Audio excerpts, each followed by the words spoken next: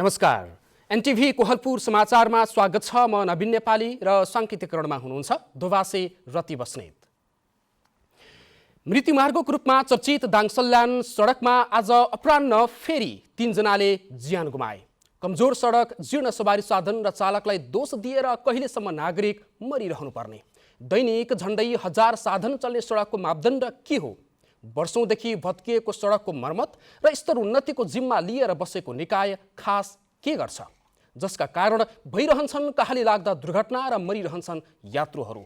आजको समाचारमा कांग्रेसको नयाँ नेतृत्व चयनका लागि चुनावमा जानेहरूको अन्तिम नामावली र स्वास्थ्यमा सहज पहुँच नपुगेको कर्णालीमा चिकित्सा शिक्षा अध्ययन र अध्यापन सुरु त भयो, तर यसले कर्णालीलाई कति फाइदा? तर सुरुमा प्रमुख समाचार। दाङको तुलसीपुरबाट सल्यानको कपुरकोट जाँदै गरेको जीप शिरखोलामा दुर्घटनाग्रस्त, 3 जनाको घटनास्थलमै मृत्यु, 15 जना घाइते। नेपाली कांग्रेसको नयाँ नेतृत्वका लागि उम्मेद्वारको अन्तिम नामावली प्रकाशित, भोलि बिहान 8 बजेदेखि मतदान हुने तयारी पूरा। जुम्लामा स्वास्थ्यतर्फ उच्च शिक्षाका कार्यक्रमको औपचारिक शुभारम्भ, पिछडिएको क्षेत्रमा सहज स्वास्थ्य सेवा र शिक्षाको पहुँच पुग्ने विश्वास। अमेरिकाको विभिन्न राज्यमा आएको आँधीमा परि मृत्यु हुनेको संख्या 100 नाघ्यो, हराइरहेका मानिसको खोजी तथा उद्धार कार्य जारी।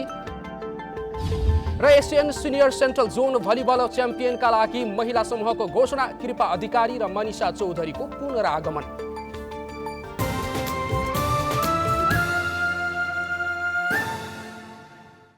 समाचार अब विस्तारमा।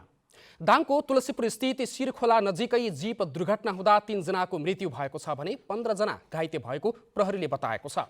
तुलसीपुरबाट सल्यानको सिम्पानी जाँदै गरेको भे1 ज 438 नम्बरको जीप तुलसीपुर 3 शिरखोला नजिकै आज अपराह्न 4 बजे दुर्घटना भएको इलाका प्रहरी कार्यालय तुलसीपुरले जनाएको छ। दुर्घटनामा परि मृत्यु हुनेमा कपुरकोट 3 बस्ने 48 वर्षीय प्रेम प्रकाश शर्मा, 46 वर्षीय सौनी घरती, सल्यान कपुरकोट 3 बस्ने 46 वर्षीय कर्णबहादुर खड्का रहेको प्रहरीले बताएको छ। घाइते भएका मध्ये केहीको अवस्था गम्भीर रहेको प्रहरीले जानकारी दिएको छ। घाइते हुनेमा सल्यानको कपुरकोट गाउँपालिका 4 धनबाङ बस्ने लक्ष्मी बुढा, सोही गाउँपालिका 3 बस्ने देवा चापागाई, भूपबहादुर थापा, धर्म थापा, उहाँको छोरा 5 वर्षीय दिपेश थापा, सोही गाउँपालिका 4 कमिरे चौर बस्ने डम्बर बहादुर बुढाथोकी, अनिता पुन, सोही गाउँपालिका 1 बस्ने आरती पुन, सोही गाउँपालिका बस्ने 19 वर्षीय रमिता बस्नेत रहेको प्रहरीले बताएको छ। प्रहरीका अनुसार दुर्घटनाको अझै विस्तृत विवरण आउन बाँकी छ। गम्भीर घाइतेलाई जिल्ला बाहिर रिफर गर्ने तयारी भएको छ भने अन्यको राप्ती प्रादेशिक अस्पताल तुलसीपुर दाङमा उपचार भइरहेको छ। जीप चालक भने फरार रहेको र खोजी कार्य भइरहेको प्रहरीले बताएको छ। राष्ट्रपति विद्यादेवी भण्डारीले कर्णाली प्रदेशको बहुप्रतीक्षित शैक्षिक कार्यक्रम एमबीबीएस पढाइको औपचारिक शुभारम्भ गर्नुभएको छ। राष्ट्रपति भण्डारीले जुम्ला स्थित कर्णाली स्वास्थ्य विज्ञान प्रतिष्ठान शिक्षण अस्पताल जुम्लामा एमबीबीएस लगायत शैक्षिक कार्यक्रमको शुभारम्भ गर्नुभएको हो। उहाँले एमबीबीएस, बीपीएच, बीएनएस, बीफार्मा लगायतका शैक्षिक कार्यक्रमको ताम्रपत्रलाई अनावरण गरी शैक्षिक कार्यक्रमको उद्घाटन गर्नुभएको प्रतिष्ठानका रजिस्ट्रार नृपेन्द्र महतले बताउनु भएको छ। पिछडिएको क्षेत्रमा सहज रूपमा स्वास्थ्य सेवा र स्वास्थ्य शिक्षाको पहुँच पुर्याउन र स्वास्थ्य विज्ञानको क्षेत्रमा उच्च स्तरीय अध्ययन अनुसन्धानको व्यवस्था गरी आवश्यक जनशक्ति उत्पादन गर्ने प्रतिष्ठानको प्रमुख लक्ष्य रहेको छ। अहिले स्नातकोत्तर तहको एमडीएमएस कार्यक्रम लगायतका शैक्षिक कार्यक्रम सञ्चालन भइरहेका छन्। एमबीबीएस, बीएनएस, बीफार्मा लगायतका संकायहरू सञ्चालनमा आउनु कर्णाली प्रदेशको मात्र नभई सम्पूर्ण राष्ट्रको गौरव रहेको प्रतिष्ठानले जनाएको छ। नेपाली कांग्रेसको 14औं महाधिवेशन अन्तर्गत भोलि हुने मतदानका लागि प्रतिस्पर्धामा उत्रने उम्मेद्वारहरूको अन्तिम नामावली प्रकाशित गरिएको छ। कांग्रेसको 14औं महाधिवेशनमा सभापति, सहमहामन्त्री तथा केन्द्रीय सदस्य पदका लागि हिजो उम्मेदवारी दर्ता गराएका मध्ये 57 जनाले आफ्नो उम्मेदवारी फिर्ता लिएका छन्। पदाधिकारी सहित खुला तथा विभिन्न क्लस्टरबाट केन्द्रीय सदस्यमा उम्मेदवारी दिएकाहरूलाई आफ्नो नाम फिर्ता लिन 12:30 बजेसम्मको समय दिए पनि निर्वाचन समितिले आधा घण्टा बढाएर 1 बजेसम्म तोकेको थियो। गैराती सार्वजनिक गरिएको उम्मेद्वारहरूको प्रारम्भिक नामावलीमा केन्द्रीय कार्य समितिका 134 पदमा 548 जनाको उम्मेदवारी परेको थियो। कङ्ग्रेसको अब बन्ने केन्द्रीय कार्य समिति 167 सदस्यीय हुनेछ। 1 जना सभापतिका लागि 6 जना, 2 उपसभापतिका लागि 7 र 2 महामन्त्रीका लागि 6 जनाको उम्मेदवारी दर्ता भएको थियो।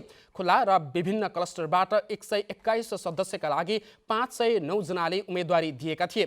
त्यसमा सबैभन्दा बढी खुलातर्फ 35 सदस्यका लागि 109 जनाको उम्मेदवारी परेको थियो। वडा र पालिका तहको नेतृत्व चयन सकेर हिजोदेखि प्रदेश सम्मेलनमा जुटेको नेकपा माओवादी केन्द्रमा पदाधिकारी छनौट प्रयास भइरहेको छ। पार्टी अध्यक्ष पुष्पकमल दाहालले हिजो सबै प्रदेश सम्मेलनको भर्चुअल माध्यमबाट एकसाथ उद्घाटन गर्नुभएको हो।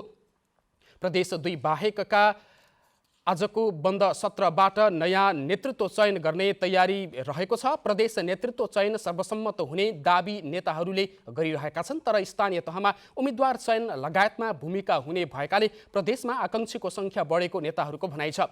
दाङको भालुबाङमा जारी लुम्बिनी प्रदेश सम्मेलनमा पनि सर्वसम्मतको प्रयास भइरहेको छ। एक व्यक्ति एक पदको अवधारणा अनुसार प्रयास भइरहेको प्रदेश सचिव जग प्रसाद शर्माले बताउनुभयो। कर्णाली प्रदेश नेतृत्वका लागि पनि तीव्र प्रतिस्पर्धा देखिएको छ। अहिले बन्द सत्र जारी छ। नेताहरूले सर्वसहमतिको प्रयास भइरहेको बताएका छन्, तर अर्थमन्त्री जनार्दन शर्मा र प्रदेश इन्चार्ज शक्तिबहादुर बस्नेत निकट बीच प्रतिस्पर्धा हुने देखिएको छ।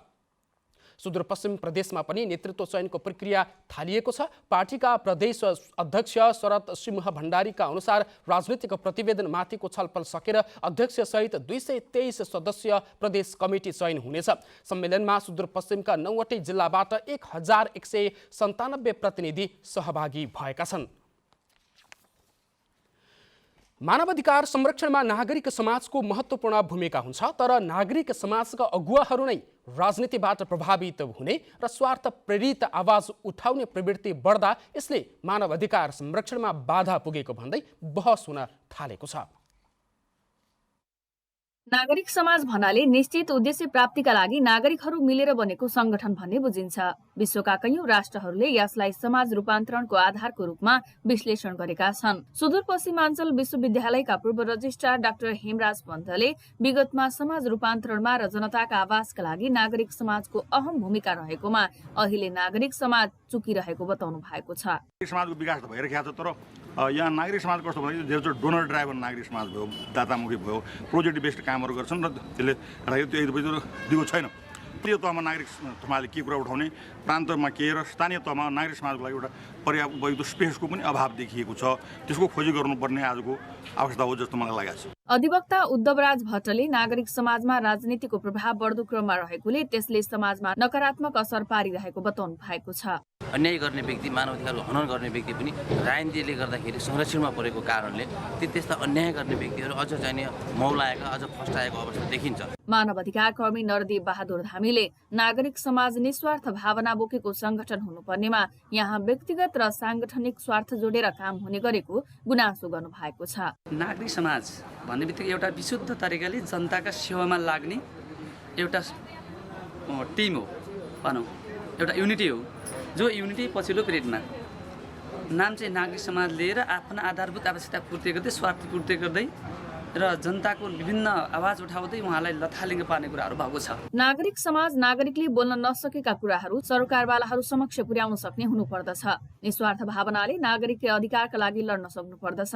तर पछिल्लो समय वैदेशिक सहयोगबाट सञ्चालित कतिपय नागरिक समाजले कस्ता मुद्दाहरू स्थानीय स्तरमा महत्त्वपूर्ण छन्, कसका लागि आवाजहरू उठाउने भन्ने कुराको नै सही निर्णय लिन नसकिरहेको कतिपय बुद्धिजीवीहरूले बताउनु भएको छ। निर्मला खडायत, नेपाल टेलिभिजन, सुदूरपश्चिम प्रदेश, कैलाली। समाचारको क्रम जारी नै छ। अहिलेलाई एकैछिनको विश्राम।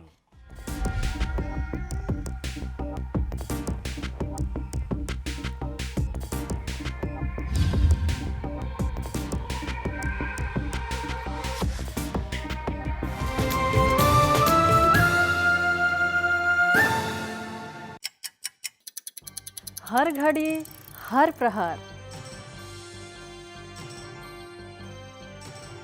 प्रत्येक गाउँ, प्रत्येक सहर, के निकट के विकट,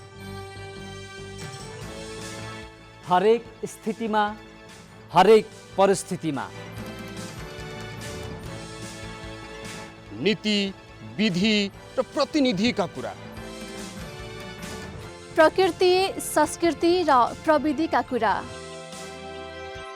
हाम्रो समाचार, तथ्य, सूचना, निष्पक्ष विचार। हाम्रो अभिभारा, तपाईको सूचनाको अधिकार।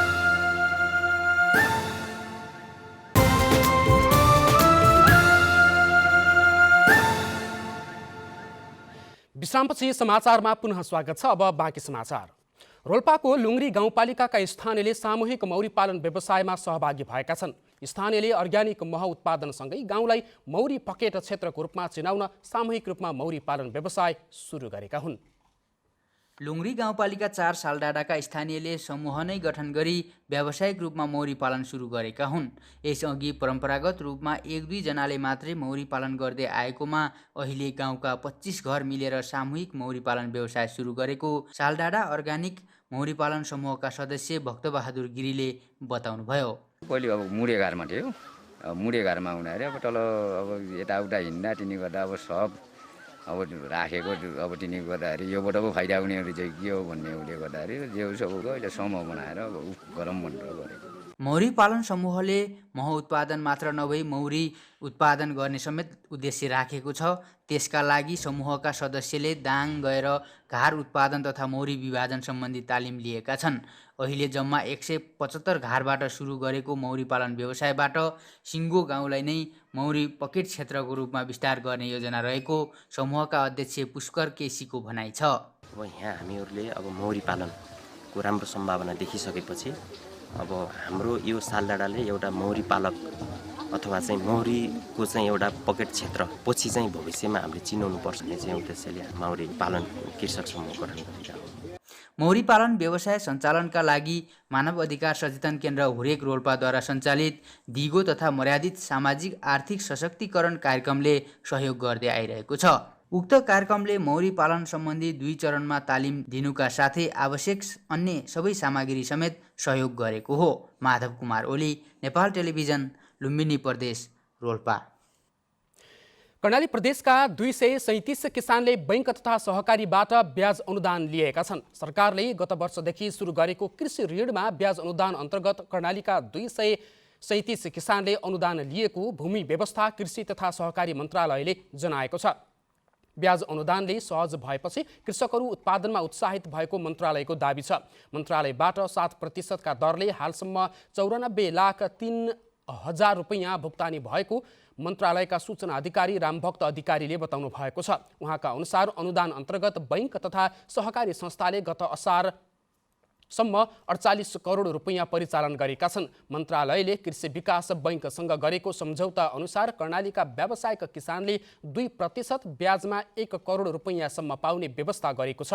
कृषि विकास बैंकले 9% ब्याज दरमा किसानलाई ऋण उपलब्ध गराउँदै आएको छ। किसानले आफूले लिएको ऋणको 2% ब्याज मात्रै बुझाउँछन् भने बाँकी 7% ब्याज भूमि व्यवस्था, कृषि तथा सहकारी मन्त्रालयले नै तिरिदिने गरेको छ। कर्णालीका 10 जिल्लामा रहेका कृषि विकास बैंकका 18वटै शाखाबाट किसानले ऋण लिएको मन्त्रालयले जनाएको छ। सरकारले कृषि क्षेत्रको विकास र विस्तारमा कृषकलाई आकर्षित गर्ने विभिन्न कार्यक्रमहरू ल्याइरहेको छ। कतिपय ठाउँमा कृषकहरूकै सक्रियतामा उत्पादन वृद्धि पनि भइरहेको छ, तर कतिपय ठाउँमा खेतीयोग्य जमिन व्यवस्थित बसोबासका नाममा क्षयीकरण भइरहेको पनि छ। प्लटिङका नाममा भइरहेको खेतीयोग्य जमिनको क्षयीकरण रोक्न के गर्नु पर्ला भनेर हामीले सल्यानका केही नागरिकहरूलाई सोधेका छौँ। हेरौँ आजको आवाजमा।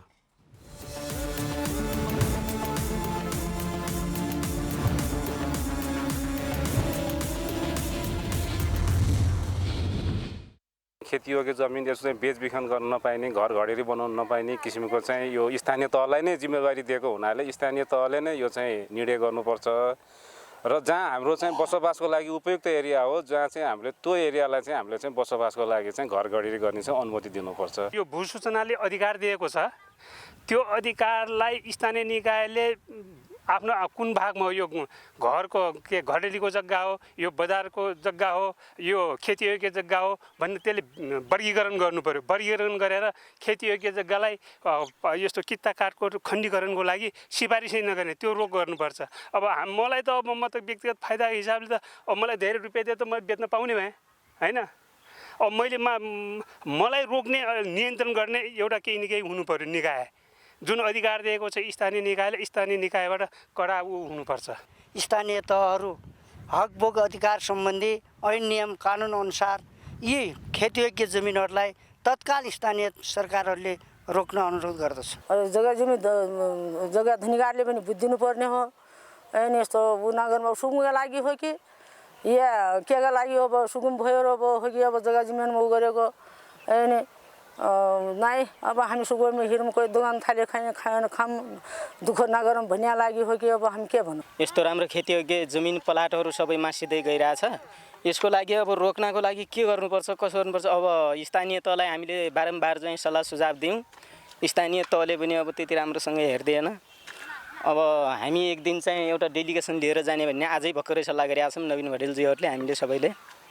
त्यसको लागि के हुन्छ छलफल हुँदैछ। स्थानीय तहबाट हुनेदेखि केन्द्रीय सरकार यिनीहरूले चाहिँ किसानलाई राहत प्याकेजहरू ल्यायो भने बल्ल यो घडेरी घरहरू बनाउनुमा खेतीयोग्य जग्गा चाहिँ न्यूनीकरण होला जस्तो लाग्छ मलाई। स्थानीय नीति अथवा केन्द्र सरकारको नीति नै बनाएर हामीले हाम्रो खेतीयोग्य जमिनहरूमा घरहरू बनाउनु हुँदैन। हाम्रा जुन पाखाका जमिनहरू छन् जुन पानीहरू नहुने सिँचाइहरू नहुने त्यस्तो ठाउँहरूमा हामीले बस्ती बसाल्नुपर्छ र हाम्रा यो सिँचाइयोग्य जमिनहरू जसरी पनि हामीले उत्पादनमूलक र खेतीयोग्य जमिन नै हुनुपर्छ भनेर हामीले एउटा नीति नबनाउँदासम्म यो रोकिँदैन घरहरू बनाउने काम।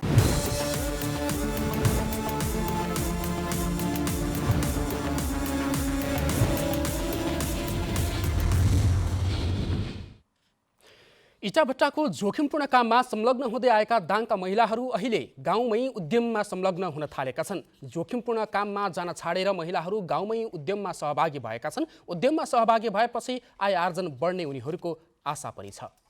राजपुर गाउँपालिका वडा नम्बर 4 रोहिनिया निवासी पुष्पा कुमारी चौधरी गत वर्ष यसै बेला इटाभट्टामा काम गर्न जानुभएको थियो। तर यसपालि पुष्पा इटाभट्टामा काम गर्न जानु भएन। इटाभट्टाको काम छोडेर गाउँमै उद्यममा संलग्न हुनुभएको छ। स्वावलम्बन समूह गठन गरेर सङ्गठित रूपमा उद्यममा संलग्न हुनुभएको हो। अहिले गाउँमै व्यावसायिक च्याउ खेती गरेर आय आर्जनमा सहभागी भएको पुष्पा चौधरीले बताउनुभयो। इटा पार्न जान्थ्यौँ पहिला, अब पहिला दुःख हुन्थ्यो, त्यस्तो दुःख नहोस् भनेर भोलिपछि राम्रो हुन्छ, नुन तेल खाने हुन्छ, बच्चा बच्चीलाई पढाउने हुन्छ, सजिलो हुन्छ, बुढाहरूको भरमा नपरेर आफै केही गरेर खाम भनेर सोचेको। रोहिनिया गाउँका थारू समुदायका सबैजसो महिला इटाभट्टामा काम गर्न पुग्थे। कोही लमै कोही घोराइसम्मका इटाभट्टामा पुगेर इटा पार्ने इटा बोक्ने काम गर्दै आएका थिए। तर अहिले यो गाउँमा महिला इटाभट्टामा काम गर्न गएका छैनन्। 20 जना महिला समूह गठन गरेर व्यावसायिक च्याउ खेतीमा संलग्न भएका छन्। घर खर्च जुटाउन च्याउ खेती गर्न थालेको लक्ष्मी चौधरीले बताउनुभयो। पहिला चाहिँ घरमा त्यत्तिकै घराइसी काम गर्ने हुन्थ्यो के र अहिले चाहिँ दिदीबहिनीहरू जम्मा भएर केही घरको आम्दानी केही होस् भनेर च्याउ खेतीमा लागि परेका छौँ। घर खर्च जुटाउन समेत गाह्रो थियो। श्रीमानको भर पर्नुपर्ने बाध्यता थियो। ज्याला मजदुरी गरेर आएको पैसाले नपुग्ने भएपछि महिलाहरू समेत उद्यममा सहभागी भएका हुन्। श्रीमानसँगै ज्याला मजदुरी गर्न इटाभट्टासम्म पुगेका महिलाहरू अहिले उद्यममा सहभागी भएपछि खुसी भएका छन्। उद्यममा सहभागी भएपछि घर खर्च जुटाउन सजिलो भएको उद्यमी महिला सविता चौधरीले बताउनुभयो। अपन कमाई से अपने ही नून तेल किन के और लड़कन के कापी कलम किन्ना कह के सोच बनाई लेती। सीड्स परियोजना मार्फत इटाभट्टामा जोखिमपूर्ण काम गर्न बाध्य भएका महिलाहरूलाई गाउँमै आय आर्जनमा सहभागी हुन सहयोग गरेको छ। सामूहिक च्याउ खेतीले गर्दा महिलाहरू जोखिमपूर्ण काममा जान छोडेका हुन्। उद्यम र आय आर्जनले महिलाहरू आत्मनिर्भर बनाउन थालेको सीड्स परियोजनाका कार्यक्रम संयोजक राजेन्द्र अधिकारीले बताउनुभयो। बालबच्चा हेर्नेदेखि लिएर घरको आर्थिक अवस्थासम्म सम्हाल्ने कुरा महिलाहरूको मात्रै थियो र त्यसमा चाहिँ खास गरी उहाँहरू अहिले जुन किसिमको च्याउ खेती गर्नुभएको छ त्योभन्दा पहिले चाहिँ उहाँले सबैजनाले आफ्नो घरको पारिवारिक विकास योजना 5 वर्षको योजना बनाउनु भएको थियो। त्यो योजनाभित्र चाहिँ पहिलो वर्ष च्याउ खेती गर्ने भनेर प्लान गर्नुभएको छ। त्यो प्लानबाट चाहिँ उहाँहरू अगाडि बढ्नु भएको छ। महिलालाई घरेलु उद्यमका सिप हस्तान्तरण गरेर आय आर्जनसँगै आत्मनिर्भर बनाउन अझै लगानीको खाँचो छ। आवश्यकताको आधारमा उद्यमका धेरै योजनाहरू सञ्चालन गर्नुपर्ने देखिन्छ। दशरथ घिमिरे, नेपाल टेलिभिजन, लुम्बिनी प्रदेश, दाङ। समाचारको क्रम जारी नै छ, एकैछिनको विश्राम।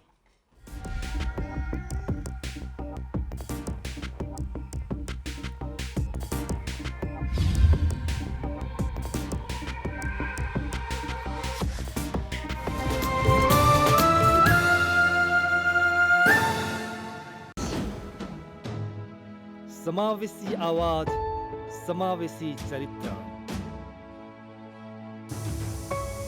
बेग्लै अस्तित्व, पहिचान सर्वत्र।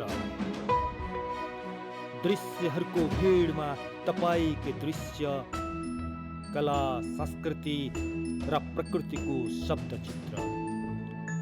अनुहारहरूको भिडमा तपाईकै अनुहार, अनेक नेपालीको एक अनुहार। एनटिभी कोहलपुर।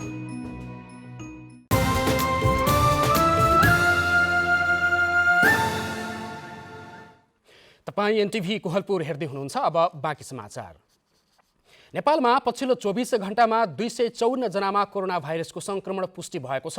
यस्तै पछिल्लो 24 घण्टामा 1 जनाको मृत्यु भएको छ भने 234 जना संक्रमण मुक्त भएका छन्। आज थपिएका सँगै नेपालमा कोरोना संक्रमितको कुल संख्या 9,20,400 पुगेको छ भने मृत्यु हुनेको संख्या 11,554 पुगेको छ। मन्त्रालयका अनुसार हाल देशभर सक्रिय संक्रमितको संख्या 5,890 जना रहेका छन्, जसमध्ये 5,601 जना होम आइसोलेसनमा रहेका छन् भने 289 जना संस्थागत आइसोलेसनमा उपचाररत छन्।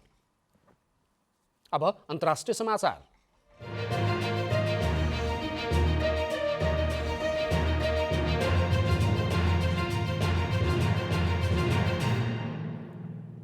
संयुक्त राज्य अमेरिकाको अर्कान्सास, मिसिसिपी, केन्टली, टेनेसी र मिसौरी लगायतका मध्य भागहरूमा रातभरि कम्तीमा 30वटा आँधीबेहरी आएपछि करिब 100 जनाको मृत्यु भएको अनुमान गरिएको छ। यसअघि अमेरिकाको दक्षिण पूर्वी राज्य केन्टलीमा आएको आँधीबेहरीका कारण कम्तीमा 50 जनाको मृत्यु भएको केन्टलीका गभर्नरले हिजो पुष्टि गर्नुभएको थियो। स्थानीय समयअनुसार हिजो बिहानै सुरु भएको आँधीले देशका विभिन्न भागमा तहस नहस बनाएको थियो। केन्टलीमा एउटा मैनबत्ती कारखानामा पूर्ण रूपमा क्षति पुर्याएको छ। आँधी आएको अवस्थामा मैनबत्ती कारखानामा करिब 110 जना व्यक्ति रहेका थिए। त्यस क्षेत्रमा विद्युत विनाश जारी रहँदा मानिसको ज्यान जोगाउन थुप्रै खोज तथा उद्धारका लागि अधिकारीहरू पठाइएको जनाइएको छ। अब आर्थिक समाचार।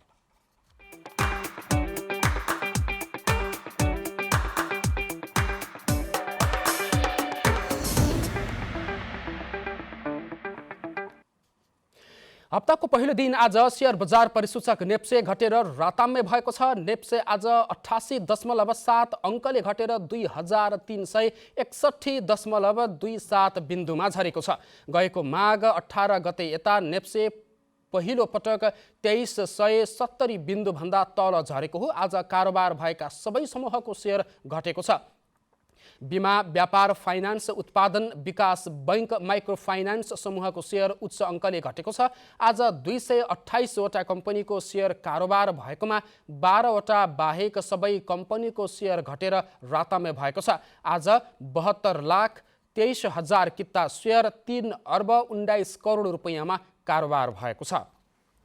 अब खेलकुद समाचार।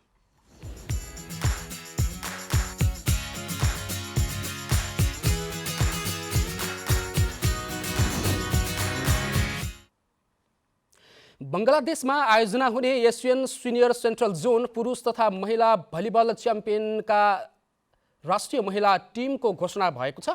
नेपाल भलिबल सङ्घले आज अरुणा शाहीको कप्तानीमा सेन्ट्रल जोन खेल्ने 12 सदस्यीय टिम घोषणा गरेको हो। बन्द प्रशिक्षणमा रहेका 15 खेलाडीबाट सङ्घले अन्तिम चरणमा 12 सदस्यीय टिम घोषणा गरेको छ।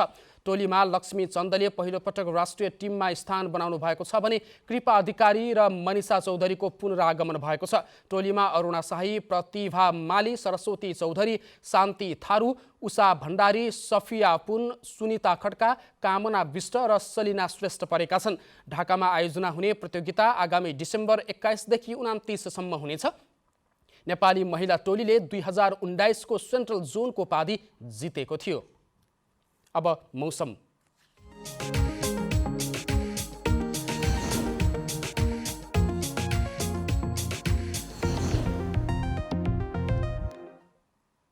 हाल देशको पहाडी भूभागमा आंशिक बदली रही देशका अन्य भूभागमा मौसम सामान्यतया सफा रहेको छ। आज राति पनि देशको पहाडी भूभागमा आंशिक बदली रही बाँकी भूभागहरूमा मौसम सामान्यतया सफा रहनेछ।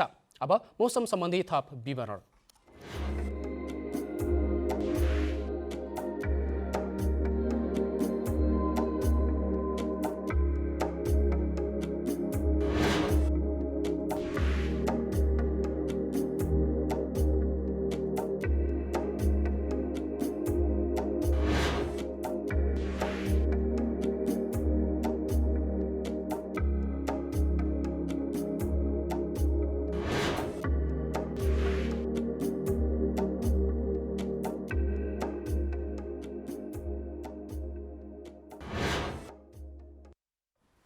समाचारको अन्त्यमा प्रमुख समाचार पुनः एकपटक। दाङको तुलसीपुरबाट सल्यानको कपुरकोट जाँदै गरेको जीप शिर खोलामा दुर्घटनाग्रस्त, 3 जनाको घटनास्थलमा मृत्यु, 15 जना घाइते। नेपाली कांग्रेसको नयाँ नेतृत्वका लागि उम्मेद्वारको अन्तिम नामावली प्रकाशित, भोलि बिहान 8 बजेदेखि मतदान हुने। जुम्लामा स्वास्थ्यतर्फ उच्च शिक्षाका कार्यक्रमको औपचारिक शुभारम्भ, पिछडिएको क्षेत्रमा सहज स्वास्थ्य सेवा र शिक्षाको पहुँच पुग्ने विश्वास। अमेरिकाको विभिन्न राज्यमा आएको आँधीमा परि मृत्यु हुनेको संख्या 100 नाघ्यो, हराइरहेका मानिसको खोज तथा उद्धार कार्य जारी। र Asian senior central zone volleyball च्याम्पियनका लागि महिला समूहको घोषणा, कृपा अधिकारी र मनिषा चौधरीको पुनरागमन।